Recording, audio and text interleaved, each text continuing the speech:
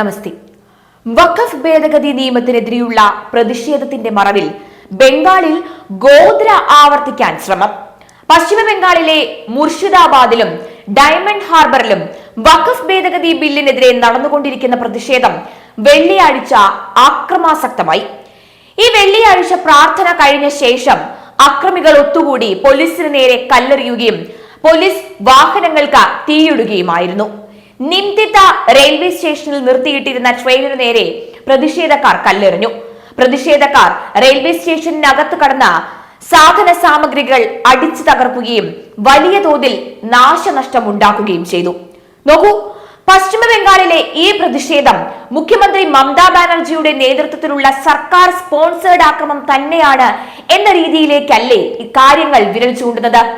സംസ്ഥാനത്തെ 26,000 അധ്യാപകർക്ക് ജോലി നഷ്ടപ്പെടുന്ന വിഷയത്തിൽ നിന്ന് ജനങ്ങളുടെ ശ്രദ്ധ തിരിക്കാൻ മമതാ ബാനർജി ശ്രമിക്കുന്നത് തന്നെയാണ് ഈ ആക്രമണം എന്നാണ് കാര്യങ്ങൾ വ്യക്തമാക്കുന്നത്.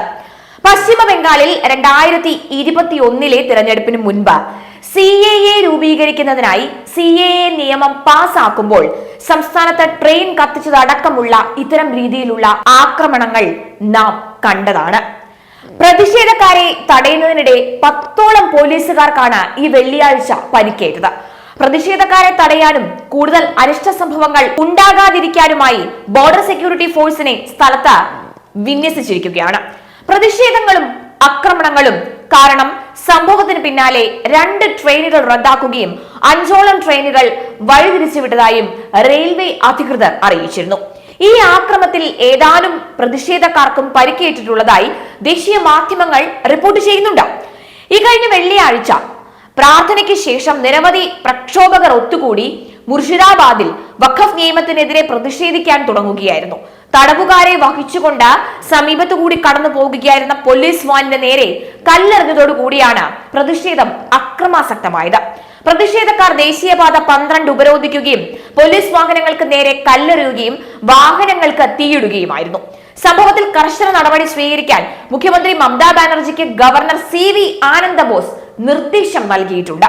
സ്ഥിതിഗതികൾ നിയന്ത്രണ വിധേയമാക്കാൻ രഘുനാഥ് ഗഞ്ച്, സുത്തി പോലീസ് സ്റ്റേഷൻ പ്രദേശങ്ങളിലും പരിസര പ്രദേശങ്ങളിലും നിരോധനാജ്ഞ പ്രഖ്യാപിച്ചിരിക്കുകയാണ്.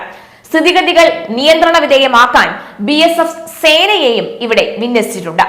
എന്തായാലും മുഖ്യമന്ത്രി ബാനർജിക്ക് ഒരു ഹിന്ദു വോട്ട് പോലും കിട്ടില്ല എന്ന കാര്യത്തിൽ ഏറെക്കുറെ തീരുമാനമായിട്ടുണ്ട്.